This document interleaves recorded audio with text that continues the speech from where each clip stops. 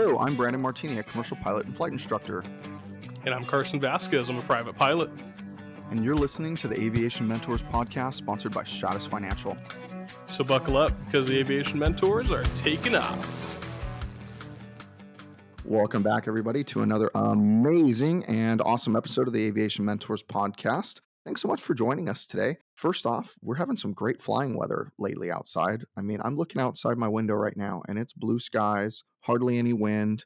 I mean, this is what flying is made of, don't you think, Carson? Yeah, it is. And not only that, it's December and it's 80 degrees outside, at least where I'm at. So it's perfect weather to fly. Yeah, and it's 72 where I'm at by the beach, so it's really nice. I'm loving it. I can still go outside in shorts almost right now. It's fantastic for December. So sorry for everybody who's living in the snowy areas right now and I'm unable to fly, but you can fly vicariously through us. Today, we're going to talk about a few things. Before we get into our main topic today, I want to talk about something I saw online yesterday, and I know we've touched base a few times on it, but I've been watching one of my Facebook friends fly ski planes lately. And even though it's the opposite of the weather around here, I want to fly a ski plane so bad. You have no idea. After watching them fly on these ski planes, it just looked like such a blast. So I think I'm going to put that on my list and actually get it done, Carson. I mean, there's no reason why I haven't done it yet, besides just I haven't calendared it. Just like I tell you, you got to calendar something, right? Yep, if you don't put it on the calendar, it's not going to happen. And doing it in the winter, I got to say, it's probably the only best time that you're going to get. Yeah, only and best time, right? So we are actually not talking about ski planes today as much as I would love to talk about ski planes. That sounds like a fun topic for another day. But like I said on the last time we talked about them, we need to get somebody who actually flies them so we can talk about it on here. So we haven't heard anybody yet talk about those ski planes. And I know that one Facebook friend, so I have to need to reach out to her and find out what she's doing with those ski planes, because I don't know if she's just doing kind of a sign off for them or what's going on, but I need to reach out to her for sure. But today we're going to talk about something that is near and dear to Carson's heart, especially. And I've done several of these. And Carson, what is that? That's a flight review, Brandon. We were talking about flight reviews, and Brandon gave me a whole scenario. I asked him, I said, what should we do today? What are we going to talk about? He said, let's talk about getting a flight review, but putting it on hold because relationships and work and family and everything gets in the way. And I said, that sounds really specific. He's like, does that resonate with you? You feeling that one?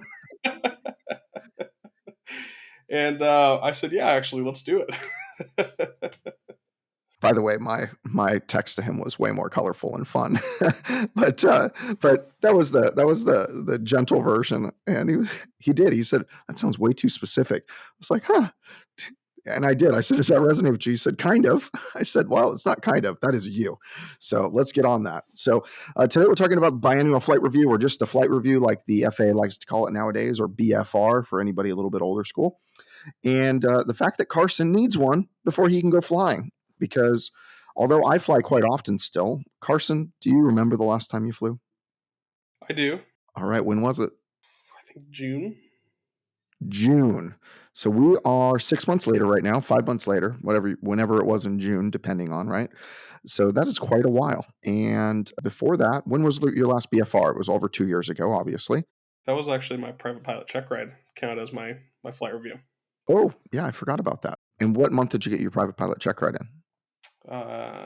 April. So obviously you flew with a flight instructor last June because you wouldn't have had a BFR and be current then. So I did indeed, because the last time I flew before that was February. Wow, it's like 6 months intermissions. We need to change this. So, by the way, for everyone thinking Carson's a fraud on the Aviation Mentors podcast because he doesn't fly very often, only twice this year, maybe a few extra times before that. But no, he's not. He works in aviation every day because he works at Stratus, and we help people fund their dreams every day, right? So we talk aviation every single day, Carson. I mean, we're texting or talking relentlessly. We talk flying all the time. Honestly, we both should be flying more. I mean, I really like having like 400 or 500 hours a year. That's my preferred number of hours that I like to fly. But at least you should have at least 20 or 50, maybe. I mean, that would be the ideal fun thing to do. And there was even a spotlight on Carson today, and he said that all the Stratus staff should get free flight time. And actually, I kind of like that idea. So I'm going to bring that up at the next meeting and see where we get from there. It'd be kind of cool. And our producer Mark just gave his thumbs up too on the call, and he's like, "Oh, I think we should do that. That sounds like a lot of fun." So I think we might be able to try that out. I'm going to meet Mark for the first time in March. So you know what I'm going to try to do? I'm going to try to get some airplanes set up for us and see if we can make that happen. I don't know. We'll see. We're doing this big resort thing. We're doing an employee appreciation weekend in March for 2 nights, 3 days. So it'll be a blast. I can't wait for it. But I digress. We're on to Carson, not with Mark. And even though we're gonna make Mark a pilot one day, we are going to make Carson a pilot again. So we need to get him flying some more. So, like Carson said, and like I said on my kind of starting out conversation, everything in life gets in the way. I mean, this isn't not normal for somebody who gets their private pilot certificate. I would say most people who just want to do this for fun, they start out fully energetic and get their private pilot certificate, or sometimes they struggle to finish just because they start out so strong and then they realize it's kind of difficult. I need to get this figured out, and I need to go take a written test that's pretty hard, and I need to go take a check ride, and I need to be proficient, and I need to learn how to land, and I need to know this whole book called the ACS, and I need to be able to be proficient in all these areas in the ACS, and it's kind of daunting. So I understand the reason behind it and why people kind of work hard to get it done, but there's other reasons. One, it's expensive. Carson, can you afford to go fly 20 times a month? No, not anymore. I could actually if I had Stratus paying for it. Yes. Yes, you could do it that way. But just on a salary, most people are not. I mean, even if you make 200 grand a year, most people can't go fly 10, 20 hours a month. It's just really not that feasible. So when you want to fly a lot, you probably need to buy an airplane usually.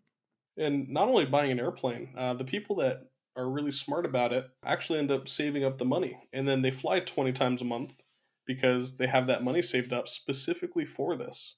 And no one, except for, people that fly commercially or have a job in aviation or something like that, are going to be flying 20 times a month. It's not realistic. It's super expensive. It's time consuming. Even the maintenance on the plane could eat up some of that time. So it's just not that realistic to fly 20 times a month. As much as Yes. we And 20, obviously I'm 20 is an exaggerating based exaggeration, on of 20 course, times but a month, but you don't have to fly 20 times a month to stay current. You just need to keep current with your 3 takeoffs and landings, to be with the passenger and have your biennial flight review done like we're talking about today. Things like that to stay current. Proficiency is a total different thing, which we've talked about before. But life does get in the way. So even flying a couple times a month, life gets in the way. I know Carson has this relationship he's in that takes some of his time. He just moved to a new house that takes some time. Uh, and work obviously takes a lot of time, especially when you're working for a company that's growing drastically at an exponential rate. So all of these things really take a ton of time away from you. So you have to figure out what's your priority. So Carson, is your priority flying or your girlfriend? You better answer this right. Maddie will not be happy. girlfriend, Yes, girlfriend. exactly. Girlfriend. Yes. So, so but flying has to take a priority a little bit because you always have to, and this is kind of for all of our listeners, you have to think about kind of your self health and what makes you happy in addition, because obviously making your partner happy is usually an important thing and makes you happy in the long run. I know I've been there several times before. Uh, but you have to do what makes you happy. And so for me, lately, I still fly quite a bit, which is nice. But what makes me happy is learning a new skill. So I bought this guitar that's sitting next to me in my office right now that I have not learned how to play. But in 2024, I am getting lessons and I'm going to learn how to play it. And for the end of this year, I wanted to do a couple things. I wanted to get my level one wine sommelier certificate, which I was successfully completed this year. So I have that hanging on my wall now. And then I also wanted to learn how to scuba dive because I've been really nervous about it. It's been kind of a thing that's been stressing me out, but I don't like having to be scared of something. I like to take on my fears and just go after it. So I've been working on that scuba diving stuff, but that's taking care of the things that I need to take care of to make me feel good. So I always encourage people, make sure you put yourself ahead of others sometimes. Not all the time. Obviously, you need to give and I'm not trying to preach here, but you need to give, you need to be happy, you need to make sure that the people in your life are really happy with you and what you're doing for them. But sometimes you really need to take care of yourself. And if you're into flying, if you're listening to this podcast, that means you're into flying. You need to go out there and go fly once a month, fly twice a month. Stay proficient, stay current, and that way, when your BFR comes around, it's not going to be a big ordeal. So, in Carson's kind of place where he's at right now, Carson, what do you think you're going to need to do on your BFR? Because you've only flown a couple times this year. I don't know how many hours. How many hours have you flown since your check ride? I think I put on 175. That's pretty good for 2 years, actually. That's actually really good. Yeah, that was a lot higher than I was expecting you to say. But I put on a lot of hours in that arrow. Yeah, you did put a lot of hours on that arrow. That's neat. So, what do you think it's going to take for you to get situated on that BFR? And I'm going to let you know if I think it's correct. Yeah, I'm gonna go with the two biggest categories that every private pilot and student pilot worry about, and that's airspace and weather. My knowledge on those completely lacking. I can still read. I can still read a lot. I can still read. Wow, pretty much everything. I was just looking at aviationweather.gov, and I can read all these. I don't have a problem with TAFs. I don't have a problem with METARs. I can read it, no problem. But I think getting a little bit more into the theory of it, and where wind comes from. That was something I studied for my check ride, and the second you said you passed, that went straight out the window. All it is an exchange of heat, Carson. That's all it is. I know it is. I just I can't get into the different types of fog. Oh, And you want to talk about fog? let's talk about fog. I know you like talk. You love weather. Brandon loves weather. Hated it when he was a student pilot, and now it's his favorite thing to teach. He tells everyone the same story. I've heard it a million times, so I'm just going to get ahead of it, and that's the story, guys. Brandon loves weather. I do love weather. Yeah, because my instrument check ride, my DPE told me, "Well, you're not going to be a weatherman," and but I knew the enough to pass my check ride, so that was good enough for me at the time. And then after I heard that you're not going to be a weatherman, I was like, "You're right. I'm never going to be a weatherman. TV's not my jam. There's a reason why this is audio." But Face made for radio. yeah, face made for radio. No, but we're coming out. I'm telling you, we're gonna come out with YouTube soon with video, especially since I lost 100 pounds. I think my face can withstand the subject on TV now. But I don't think that your issue really, Carson, is going to be the theory and the ground portion. So a BFR mandatory, you have to do an hour of ground, hour of flight. Uh, I don't think I think Carson's going to need more than an hour of ground just to kind of go over everything because it's been so long. I think that's going to be beneficial, but I don't think that's where he's going to lack because we talk about aviation stuff all the time. We talk about ground stuff all the time. We talk about it in the podcast. We talk about it outside of the podcast. So I don't think that's going to be your weak point, to be honest, especially how much trouble I give you about weather. And I do quite a bit of studying just for these episodes. So I think that the issue you're going to have is actually the hard skills in flying. Now, granted, you may remember most of them, but you're going to be very slow on a checklist, which is okay. I mean, you need to take it one by one and check to item by check to item, but you're not going to have your flows anymore. Those are going to take some time to redevelop. And then also just landing an airplane. Now, granted, you've got 200 hours or whatever you have now, and you have once you're at around 200 250 hours, you start realizing the exact point that you should be landing and where you should. I don't like using the word flare, so I use the word transition to landing, transition from flight to landing, and those are the skills that go away first. And so too things like stall recovery and trim settings. Those are the little things that you need to work on. So I'm assuming it's going to take you a couple flights at a bare minimum to complete your BFR. And a lot of people are stressed about that. Well, I've got to spend money on an instructor. Guess what?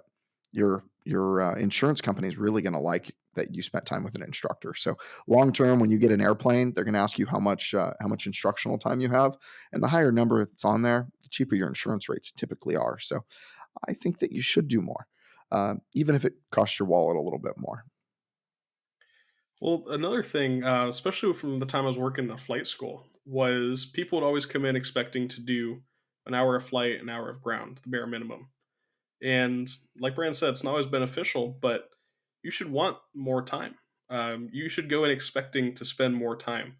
It typically is going to take more time because there's things like Brand just mentioned, like those hard skills. I forgot all my flows. I'm not flying every day, so I'm not familiar with what I need to be doing, and I'm not familiar with what's going to happen in a different kind of plane, and that's something I need to regain. So I'm okay spending more time, and it's an expectation that I'm going to spend more time in this BFR. So one of the comforting things, though, is that the things that I learned from experience at 50 hours, 100 hours, 200 hours, those were all points that I learned something only from experience. Like pitch for airspeed, power for altitude. That's something that you were taught, but it's not something you understood until you had the experience. And that's something that it's not going to go away. So that understanding and the understanding of where I am and where what a mile looks like in the air, that's not going to go away. And that's comforting at least because those things are hard to learn. And I'm not going to have to go back through that in the BFR. You're right, and I don't know who you're going to have do your BFR. If you're lucky enough to have me, Carson, Oh, it's going to if be if you. you even want. Okay. Oh, It's gonna be, yeah, uh-oh. there's no It's way I could fly with anyone else at this point. You've given me too much. You give me too much crap. We have to fly together. Yeah, we have to go fly. We gotta go do it. I think it'll be a blast. You know what? Maybe we should make it a rating. We should do a BFR and make it a rating, and then get your seaplane rating. You know how much fun that would be? That'd be super fun. Yeah. Let's see if weight and balance will allow us to do that in the Icon and make it happen. I'm good without eating for a couple weeks. If, we turn that into a rating, I think we could do it. I think it'd be a blast. So, by the way, you don't have to just do the BFR and go based on that advisory circular. You can actually do another rating, which is always an option. So, if Carson was really close to his instrument rating or commercial rating or something like that, then we could do that as well.